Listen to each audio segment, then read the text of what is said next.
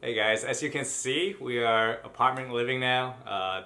The couch behind me is where I'm sleeping on at my friend's house.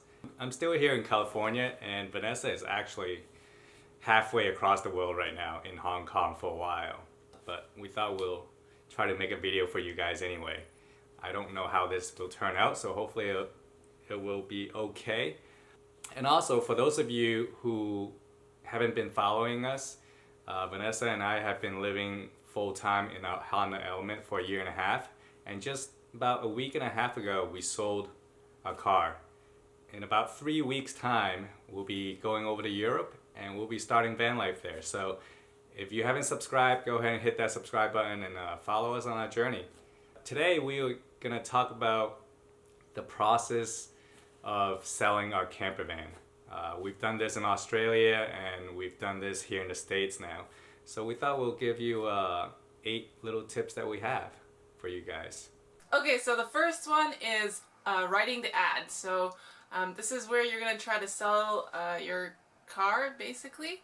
And I mean, we've seen a lot of Craigslist ads that are just literally one picture and like the year of the car. And it's so terrible. I don't know why people do it. I don't know why they think that they can sell a car like that. But, so, I mean, when you write an ad, be specific. Put in all the information, make, model, odometer reading.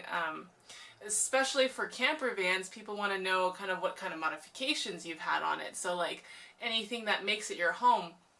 The bedding, the kitchen area, all that stuff that you're going to include, just make sure you put all that included into the ad. Also, people are always really interested in the electronic modifications. So if you have like a second battery setup, or like for us where we had a Goal Zero Yeti, make sure to include that all in your ad as well. Number 2, places to post the ad on. Here in the States, obviously Craigslist is a popular one, eBay. I think in Australia we use Gumtree. You know, try to figure out what specific groups that you're trying to sell it to. Like for us, we're climbers, so when we go to a climbing gym, they have a little board there, community board. So we posted the ad on there too. For Vanessa, where she go to school, we also posted an ad there. So, you know, try to expand as many resources as you can. Third tip that we have is hosting an open house. This is something we tried when we were in Australia, and we thought, you know, we had people contacting us and we were trying to work out times to meet up with them and have like let them see the car and everything, and it was a little bit time consuming because we kind of have to try to accommodate everybody's schedules.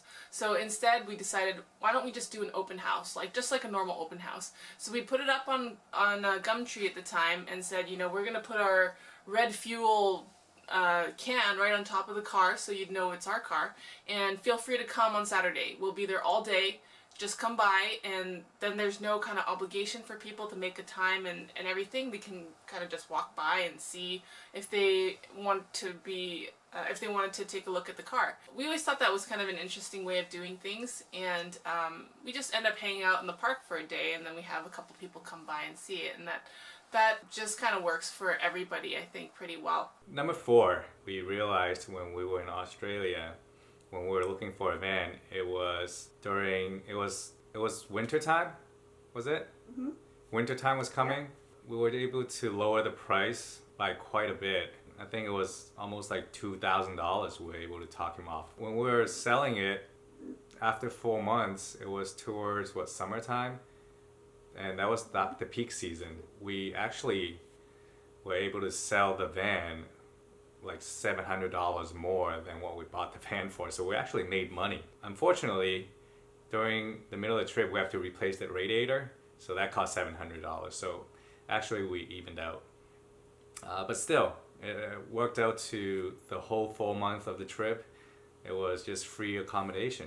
Yeah, so that kind of goes into our next tip about price. This is kind of an interesting thing with camper vans, and when we sold our car in Australia, we also had to do this where we kind of looked online to see what the general prices were for a similar type vehicle. And things don't quite work exactly the same as just a regular vehicle because there are all those camping modifications and all the things that you throw in with it, like camping equipment, chairs, the batteries and everything. So it has its kind of own market.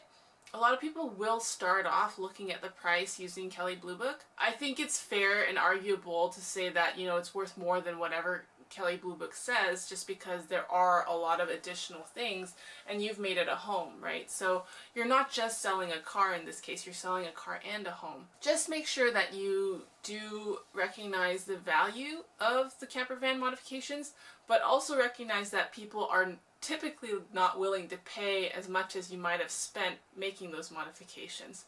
In Australia, I think we also had a bit of an issue in terms of the fact that there wasn't a Kelley Blue Book, so we just had to base it off whatever the market was at the time. And that's kind of how I think everybody did it. So it again varies where you're selling. For us, it was different between here and Australia. Number 6, have all the records, whatever work you've done on your car, keep it all on hand. Either be digital or in a physical copy, because what the buyer wants to know is what kind of work's been done on the car and how much work has been done. It's always good to have the buyer look at that. I know I want to look at it, even though I don't know much about cars. It's nice to have a record. Here in the States, it's good for Carfax. You pay like $30 or $40, you get a full report on the history of the car. Same thing with Australia, you get a report if there are any unpaid tickets, parking tickets that the previous owner haven't paid on. So make sure you check on that.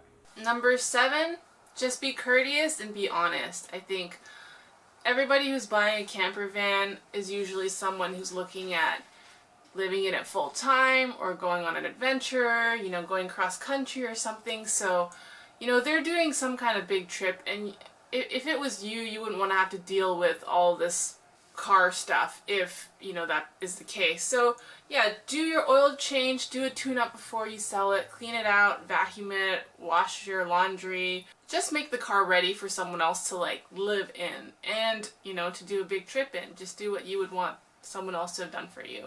And I think people really appreciate honesty, and people are pretty understanding if you're upfront about things like that. So. And this time when we were selling the Element, we were pretty upfront and honest with the buyer, and he appreciated a lot. He thanked us, for being such honest people, and he actually just texted me yesterday after a week and a half that he really enjoyed driving the car. That's pretty much it, guys. Hope you enjoy the video. If you have any questions, you know what to do. See you guys next week. Bye.